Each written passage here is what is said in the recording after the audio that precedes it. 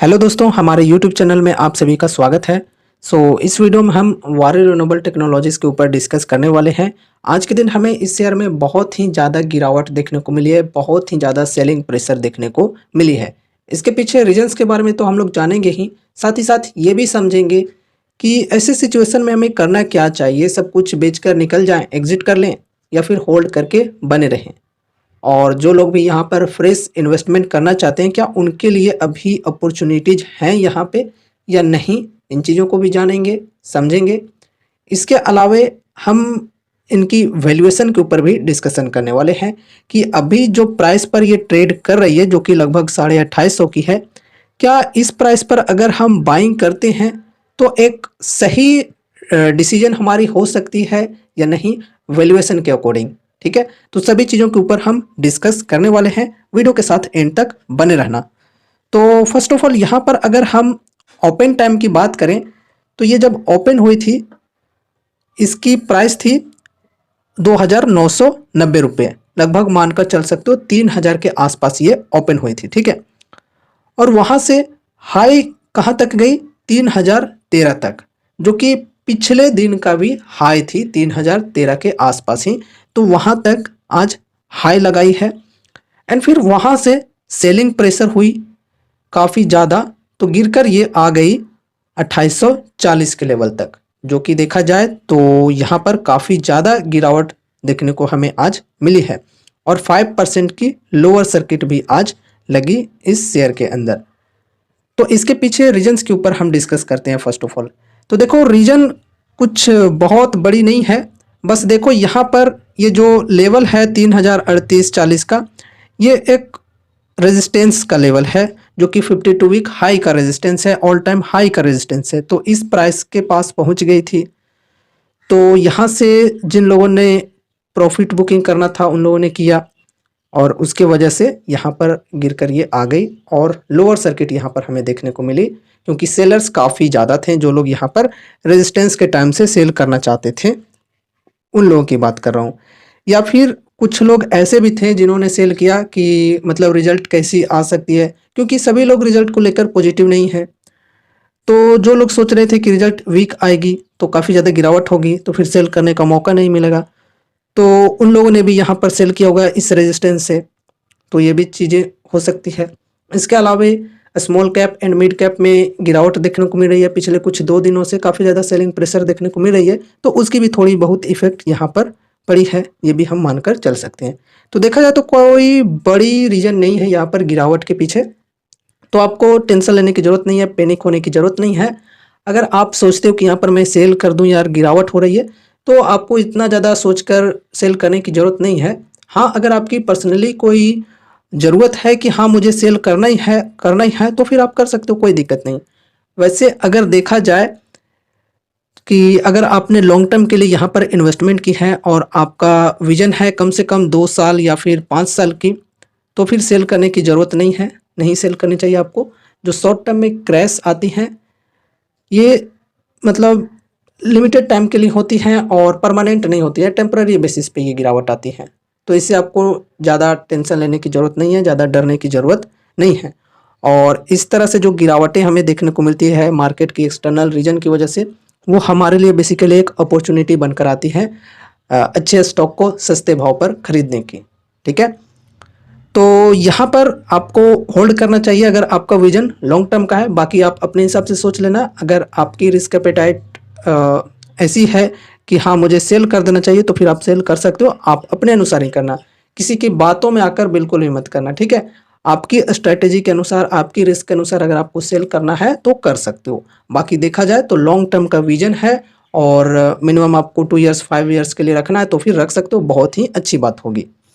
ठीक है, अब यहाँ पर देखो, अगर आप चाहो तो एवरेजिंग भी कर सकते हो, क्योंकि यहाँ पर थोड़ी सी गिरावट आई है, अप्रोक्स यहाँ पर 6% की गिरावट मानकर चल सकते हैं ऑल टाइम हाई से अभी तक की। तो इतने प्राइस पर अगर आपको एवरेजिंग करनी है, एक्यूमुलेशन करनी है, तो आप कर सकते हो। बाकी अगर आप और डिस्काउंट आने के बाद बाइंग करना चाहते हो, तो यहाँ पर ये एक साइकोलॉजिकल सपोर्ट हो सकती है 2800 की, तो यहाँ पर मतलब बाइंग कर सकते हो, एवरेजिंग कर सकते हो।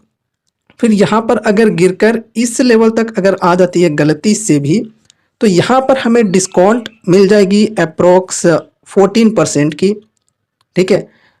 प्राइस के अकॉर्डिंग देखें तो लगभग ये 2600 का प्राइस होगा, आप लोग देख लेना चार्ट के अंदर। तो इस प्राइस पर अगर मिल जाती है तो अच्छी डिस्काउंट होगी ऑल टाइम हाई से लगभग 14% की। तो इस प्राइस पर अगर आप एवरेजिंग करना चाहते हो तो कर सकते हो। बाकी जो लोग फ्रेश बाइंग करना चाहते हैं यहाँ पर और डिस्काउंट के साथ बाइंग करना चाहते हैं तो उन लोगों के लिए भी ये जो डिस्काउंट है ये ठीक ठाक होगी। 14% की डिस्काउंट मिल रही है यहाँ पर बाइंग करने के लिए। अगर यहाँ तक आती है तो मैं बोल रहा हूँ, अभी आई नहीं है।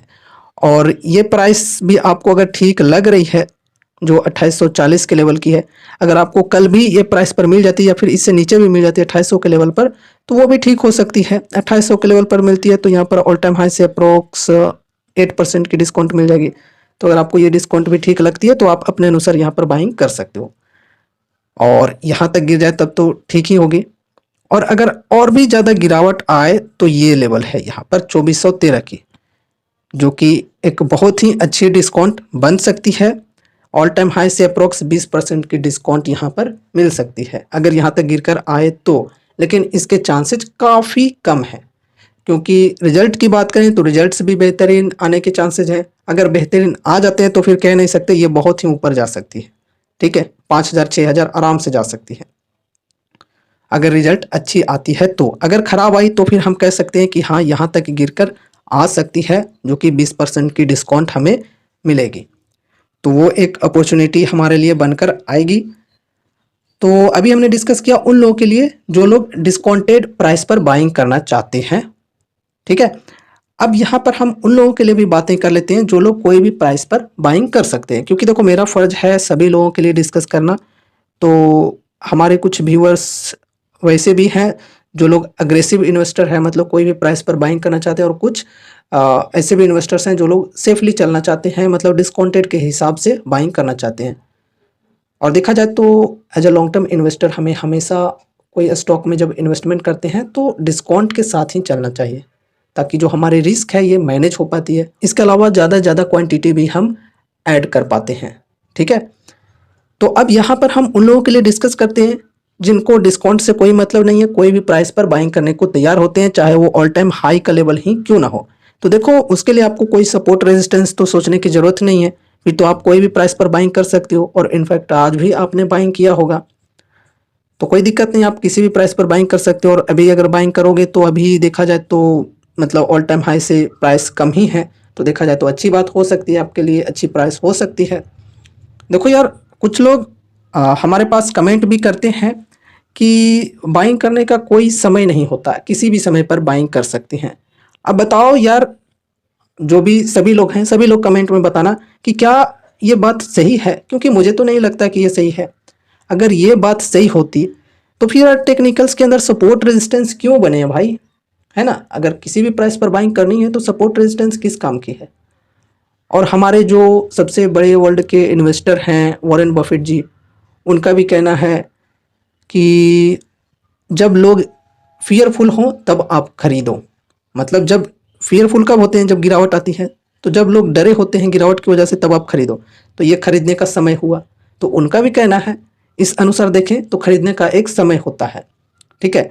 अगर हम FIIs DIIs की बात करें, क्या वो लोग भी किसी समय खरीद लेते हैं? बिल्कुल नहीं, वो लोग भी ऐसे समय में खरीदते हैं जब मार्केट में गिरावट आती है, कोई शेयर में गिरावट आती है तो उस समय खरीदते हैं। ऑल टाइम हाई पर वो लोग बेचते हैं, और यही स्ट्रैटेजी होनी चाहिए। तो क्या अब वो भी गलत कर रहे हैं? वो तो हमारे से बड़े हैं, उनके पास फंड की भी कमी नहीं है, तो उन लोगों को तो और किसी भी प्राइस पर बाइंग करनी चाहिए थी। वैसे एक बात और, अगर आप ऑल टाइम हाई के लेवल पर भी बाइंग करते हो लेकिन आपका विजन है 5 साल 10 साल के लिए, तो कोई दिक्कत नहीं हो सकती है उतने टाइम के लिए, ठीक है। क्योंकि लॉन्ग टर्म में उस कंपनी को अगर ऊपर जाना होगा, अच्छी कंपनी है तो लॉन्ग टर्म में ऊपर जाएंगी ही जाएंगी।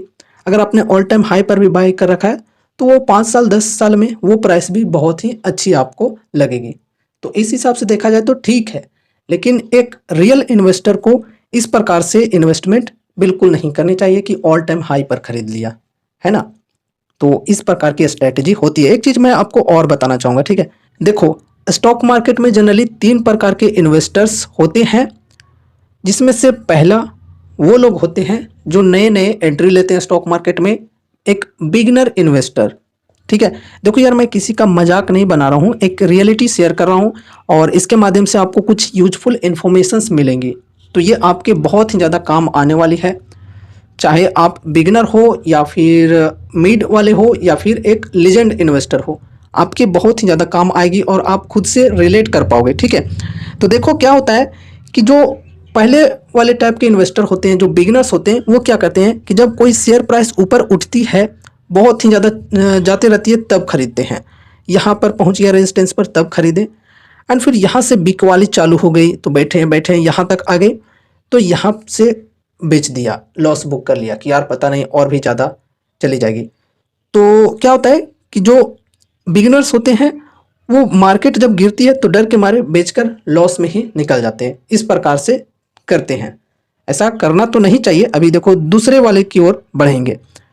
दूसरे वाले इन्वेस्टर्स क्या करते हैं कि जब ये गिरती है, मार्केट क्रैश होती है, तो वहां पर इन्वेस्टमेंट करते हैं, पैसे लगाते हैं। यहां पर नहीं, जब बढ़ रही है और रेजिस्टेंस पर पहुंची है तो यहां पर नहीं, जब गिरती है प्राइस तब इन्वेस्टमेंट करते हैं। ठीक है, चलो ये तो ठीक है। तीसरे नंबर वाले इन्वेस्टर कौन होते हैं?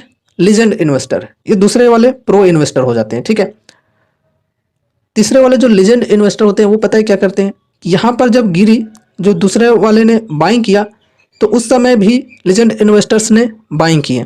अब यहाँ से लीजेंड इन्वेस्टर्स क्या उम्मीद कर रहे हैं, क्या आशा कर रहे हैं कि चलो और थोड़ा सा गिरकर इधर आए, 10% कम से कम और गिर जाए या फिर 20% कम से कम और गिर जाए तो मैं और ज़्यादा ऐड करूँगा।